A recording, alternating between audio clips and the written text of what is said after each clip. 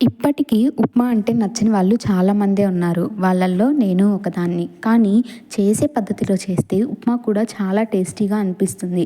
ముందుగా బాండ్లీ పెట్టుకొని దాంట్లో ఆయిల్ వేసుకొని ఆవాలు, జీలకర్ర, పచ్చెనపప్పు, మినపప్పు, జీడిపప్పు వేసుకొని ఫ్రై చేసుకోవాలి. ఇవి లైట్‌గా ఫ్రై అయ్యాక దాంట్లో కొద్దిగా కరివేపాకు, ఆనియన్స్ అండ్ అలాగే పచ్చిమిర్చి కూడా వేసుకొని కలర్ చేంజ్ అయ్యేంత వరకు ఫ్రై చేసుకోవాలి. ఇప్పుడు దాంట్లోకి నేనైతే ఒక గ్లాస్ రవ్వ తీసుకుంటున్నాను. సో, ఒక గ్లాస్ రవ్వ వేసి సిమ్‌లోనే పెట్టి మంచిగా ఫ్రై చేసుకోవాలి. అది లైట్‌గా కలర్ చేంజ్ అవుతుంది.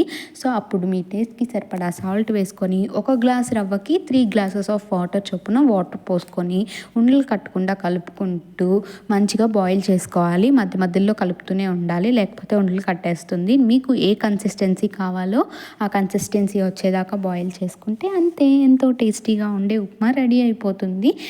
మంచి చట్నీ కాంబినేషన్‌తో తింటే ఉప్మా కూడా అదిరిపోతుంది. అంతే ఈ వీడియో. Thank you for